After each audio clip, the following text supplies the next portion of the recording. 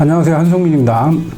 안중근에 대한 불법 재판, 일본에 의한 불법 재판에 대해서 이제 실제 재판 과정을 오늘부터는 얘기하려고 합니다. 그 전에 우리가 살펴봤던 대로 처음에 안중근은 러시아의 시심 재판소로 연행이 됩니다.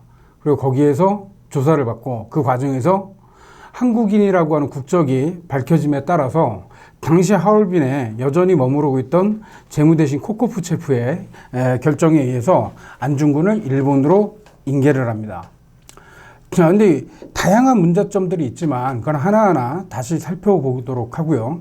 그 이후로 그럼 안중근의 재판 과정이 어떻게 진행됐는가, 그리고 일본 정부의 대응이 어떻게 진행됐는가를 중점적으로 살펴보려고 합니다. 일단은 당시 일본 정부가 이토의 사망이라고 하는 것에 대해서 얼마나 중대하게 상황을 인식하고 있었는가라고 하는 부분을 설명드리겠습니다. 이토의 사망 소식은 이토가 사망한 당일 일본 정부로 긴급하게 타전이 됩니다. 그 타전은 동시에 진행이 됩니다.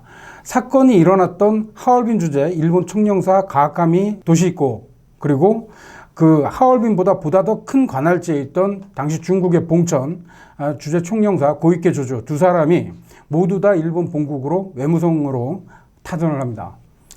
자, 그런 상황에서 타전을 받자마자 당시 외무대신이었던 이 고무라 주타로는 즉시 세계 각국에 있는 일본의 재외공관에다가 이토의 사망 사실을 알리되 대외적으로는 비밀로 유지하라고 하는 훈령을 긴급하게 하달을 합니다. 자, 일본의 최고의 국가 원로였던 이토가 사망을 했는데 왜 일본 정부는 이것을 비밀로 유지해야 했을까? 1차적으로는 거기에 일본의 고민이 있습니다. 좀 전에도 말씀드렸듯이 이토는 일본 최고의 국가 원로였습니다. 그리고 조선에 대한 정책을 이토가 책임을 졌고, 그리고 근대 이래 일본이 외국과 맺는 조약에 대해서는 이토가 최소한 검토라도 해야지만 체결할 수 있었습니다. 그런 인물이 사망을 했기 때문에 이 파장이 어디까지 미칠 것인가 당장 가늠하기 힘들었겠죠. 그래서 일단은 비밀로 유지하라고 모든 재외공관에 훈령을 하달합니다. 그게 27일입니다. 사건은 26일 일어났죠. 26일 오전에 일어났고 당시에 아무리 급하게 전보를 친다고 하더라도 반나절은 걸립니다. 그래서 밤늦게 일본 외무성은 전문을 받았고 그 전문을 검토한 고무라가 27일 아침 일찍 재외공관에 훈령을 보낸 겁니다. 그러나 이렇게 비밀로 유지하려고 했던 일본 정부의 의도는 일단은 통하지가 않습니다. 이토라고 하는 인물 자체가 워낙에 당시 동양의 국제관계에서 중요한 비중을 차지하고 있었습니다. 우리에게 침략의 원흉이었지만 그 침략의 원흉이었다라고 하는 것 자체도 그가 갖고 있는 정치적 비중이겠죠. 그래서 일본의 신문에서도 당일 보도가 됐고, 물론 약간의 시차는 있지만 이토가 사망한 당일 미국이나 유럽의 신문들 역시 곧바로 이토의 사망 소식을 타전했기 때문에 비밀로 유지한다라고 하는 것은 더 이상 유지할 수가 없게 됐습니다. 그렇게 되면 이제 일본이 선택할 수 있는 건 가장 믿을 수 있는 인물을 선택해서 이 사건의 총괄을 맡기는 게 되겠죠. 일본의 국익을 챙겨가면서 일본의 국익이 손상되지 않도록 최선의 결과를 도출할 수 있는 인물을 만주 현지로 보내서 현지에서 문제를 해결짓는 겁니다. 자, 그랬을 때 그 적절한 인물로서 선택된 사람이 누구였냐면 당시 일본 외무성의 정무국장이었던 구라치 데츠키치라고 하는 인물입니다. 자, 이 구라치 데츠키치를 선발을 해서 당시 일본이 만주로 출장을 보냅니다. 근데 이토의 사망이라고 하는 것도 중요한 거지만 그 해결자로 선택한 사람이 당시 외무성의 정무국장 구라치 데츠키치였다라고 하는 것도 일본이 이 시국을 너무도 엄중하게 생각하고 있다라고 하는 것을 반증을 합니다. 왜냐하면 당시의 구라치는 외무성 정무국장입니다. 외무성 정무국장이란 일본의 모든 외교를, 실무 외교를 총괄했던 사람이에요. 전 세계에서 들어오는 모든 내용을 이 구라치가 1차적으로 검토를 하는 위치에 있는데 그 사람을 출장을 보낸 겁니다. 만주로. 무려 한 달 가까이. 보통의 상황에서는 거의 상상할 수 없는 일이죠. 그런데 당시 일본 외교가 어떤 상황이었을까? 일본은 우리와 비슷하게 불평등 조약을 체결하고 있었습니다. 물론 정도가 우리하고 똑같다는 얘기는 아닙니다.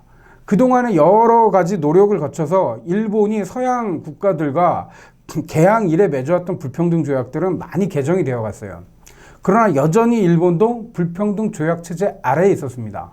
당시 일본이 8대 열강의 하나였는데 뭐 때로는 5대 열강 중에 하나라고도 합니다. 러일 전쟁 이후로. 그럼에도 불구하고 여전히 불평등 조약 체제에 있었다라는 거죠. 마지막 남아있는 불평등한 요소들을 평등하게 바꾸는 그 작업이 언제로 예정되어 있었냐면 그게 1911년이었습니다. 그러니까 이토가 사망한 당시로부터 계산을 하면 채 2년이 남지 않은 거죠. 일본의 불평등조약 개정 시기가 1911년 7월이었기 때문에 1909년 10월 말에서부터 계산하면 채 2년이 되지 않습니다.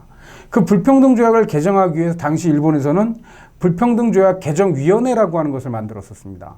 거기에 상임직으로 위원으로 있던 사람도 역시 구라치 데츠키치입니다.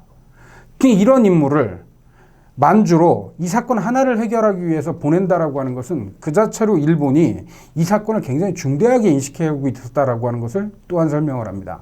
자, 그런데 이 구라치라고 하는 인물이 그거 외에 또 한국과 관련해서는 어떤 인물이었을까?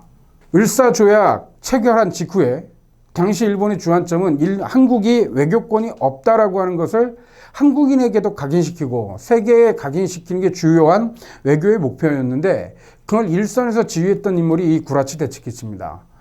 전무후무한 경험을 가지고 있습니다. 1905년 을사조약 체결을 통해서 한국에는 통감부라고 하는 새로운 권력 조직이 만들어졌죠. 기존의 한국 정부가 있고 통감부가 있고 일본 정부가 있습니다. 근데 동일한 시기에 이 세 권력기관으로부터 동시에 관직을 받은 거의 유일한 인물이 구라치 데츠키치예요. 을사조약이라고 하는 게 어떤 성격을 갖는 것인가를 한국인들에게 보여줬던 사건이 황실특파 유학생에 대한 처리 문제였습니다. 그러할 때 이 구라치는 일본 외무성의 참사관이면서 신설되는 통감부의 서기관을 겸임을 합니다. 그러면서 황실특파 유학생들이 도쿄에서 동맹 퇴교 운동을 벌였을 때 한국인 유학생들의 유학생 감독관으로 대한제국 정부로부터 위임을 받았던 인물이 구라치예요. 그러니까 세 개의 정부기관으로부터 동시에 관직을 한 사람이 받은 거죠. 그것을 잘 처리했고 그래서 헤이그 특사사건 때는 일본 외교사절단, 일본 정권사절단의 수석 수행원으로 갔다 옵니다. 거기서도 활약을 했기 때문에 그 이후에 외무성의 정무국장으로 발탁이 된 거죠. 근데 또 하나가 있습니다. 사적으로는. 통감부의 통감으로 이토가 한국에 오게 되면서 도쿄를 비운 적이 많겠죠. 대부분 이제 한국에서 생활했던 시간이 많습니다. 이토는. 통감부와 일본 정부 사이에 연결고리가 있어야 되겠죠. 그것을 이토가 맡겼던 인물이 이 구라치 데츠키치입니다. 그래서 이토가 도쿄에 와 있을 당시에는 개인적인 비서의 역할까지도 했던 인물이에요. 일본 정부가 한국 병합을 결정한 건 1909년 7월 8일입니다. 일본 정부 내에서 한국 병합의 결정을 할 때 조만간 한국을 병합한다라고 하는 그 기초 문서를 작성했던 대한 정책의 기본 방침이라고 하는 기본 문건을 작성했던 인물이 구라치 데츠키치입니다. 그리고 나서 데라우치가 3대 통감으로 와서 한국 병합을 실행할 때에 병합 이후에 한국을 어떻게 통치할 것인가 라고 하는 가장 기본적인 통치의 원형을 만든 데 있어서도 주요한 역할을 했던 인물이 이 구라치 데츠키치예요. 3대 통감으로 데라우치가 임명된 후에 한국으로 부임하기 전에 데라우치는 한국 병합을 실행하는 마스터 플랜을 만들어서 오려고 했습니다. 그걸 위해서 만들었던 조직이 내각의 비밀 조직으로 병합준비위원회를 만듭니다. 이 병합준비위원회의 위원장을 했던 인물은 당시 내각 총리 대신에 서기관장이었던 시바타 가몬이라고 하는 인물이지만 실제로 병합준비위원회를 주도했던 사람은 주임으로 참여했던 이 구라치 데츠키치입니다.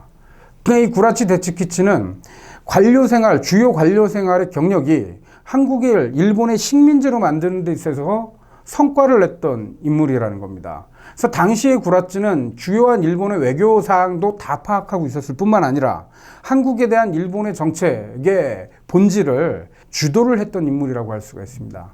그런 인물을 만주로 파견한 겁니다.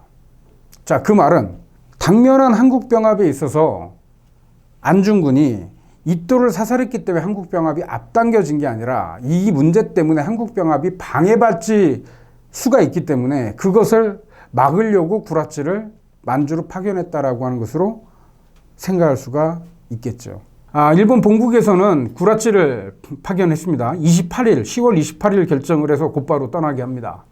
그러고 나면 통감부에도 이 구라츠를 보좌해서 현지에서 처리를 담당할 인물들을 뽑아서 보내라고 일본의 본국에서 요구를 합니다. 근데 통감부에서 파견했던 인물은 1차적으로는 당시 통감부에 소속되어 있던 검사장, 나카가 검사장을 파견을 하고, 그리고 한국말에 능통한 사카이라고 하는 그 경찰관이죠. 고위경찰인데 이 인물을 또 파견합니다. 그리고 또 당시 통감부는 여러 가지로 걱정이 됐었나 봐요. 안심이 안 되었는지 몰라도 러일 전쟁 당시에 대러 첩보전에 있어서 중요한 역할을 했고, 이후에는 한국 주차군 헌병대장을 했던 이 아카시 모토지로를 직접 만조로 파견을 합니다. 근데 이들의 역할이라고 하는 건 구라치에 대한 보좌였거든요. 근데 실제로는 그렇게 처리되지가 않습니다. 구라치는 만주로 이동하는 과정에서 처리 방침을 이미 결정을 합니다. 그가 처리 방침을 어떻게 생각을 했냐면, 안중근 의거는 확대해서 해석하면 안 된다라는 거예요. 가능한 한 사건을 축소해서 처리해야 된다라고 하는 결정을 내립니다. 뭔가 이상하죠. 예전에 한일 간의 관계를 비추어 보면 한국이 일본의 지배로부터 벗어나려고 하는 어떠한 저항을 하거나 내지는 국제적인 사건을 일으킬 경우에 일본 정부는 그것을 빌미로 한국의 국가적 실권들을 뺏어가는 그러한 공작들을 벌였습니다. 뭐 대표적인 게 을사조약이고 뭐 헤이그 특사사건을 빌미로 했던 정미조약이고 그런 것들이죠. 그럼 이러한 사건, 이토가 사망했던 사건은 정말 큰 사건을 벌일 수가 있겠죠. 그런데 그것의 처리에 책임을 맡고 갔던 구라치는 전혀 정반대 결론을 내리고 있다는 겁니다. 사건을 최대한 축소시켜서 끝내야 된다는 거예요. 신속하게.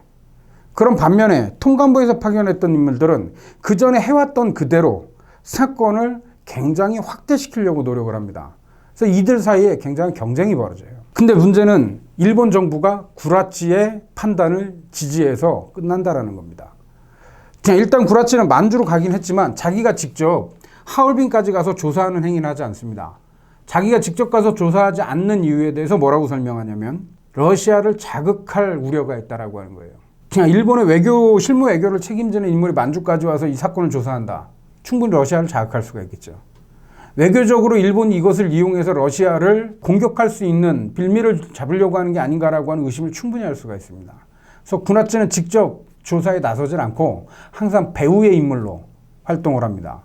근데 이건 외교관으로서 활동할 때도 마찬가지예요. 그래서 그동안 한국 사회에 구라치라고 하는 인물이 잘 안 알려진 이유도 이런 것 때문입니다. 그럼 반면 통감부에서 파견했던 인원들, 이 아카시 모토지로를 비롯해서 이 사람들은 블라디보스토크까지 파견을 갑니다. 곳곳에서 자료 조사를 해서 가능한 한 확대할 수 있을 만큼 확대하려고 노력을 해요. 그래서 어떻게 보고를 하냐면 당시 헌병대 대위로 파견됐던 무라이 같은 사람은 미국의 전명원까지 연결돼서 연해주, 만주 일대에 있는 반일 단체들이 연합을 해서 이토를 살해한 것이라고 하는 어마무시한 사건으로 키우고 그것을 빌미로 한국을 병합해야 된다고 주장을 합니다. 근데 이게 다 구라치에게 커트가 돼요. 그래서 구라치는 이 사건들, 이들의 활동에 대해서 뭐라고 얘기하냐면 이미 일본 정부에서 한국 병합 방침이 결정되었기 때문에 지금은 이대로 있다가 적절한 시기에 한국을 병합하면 끝나는 건데 괜히 이렇게 사건을 키워봐야 다른 열강들이 여기에 개입하게 되면 한국 병합을 추진하는데 방해물이 될 수 있다라고 생각한 겁니다.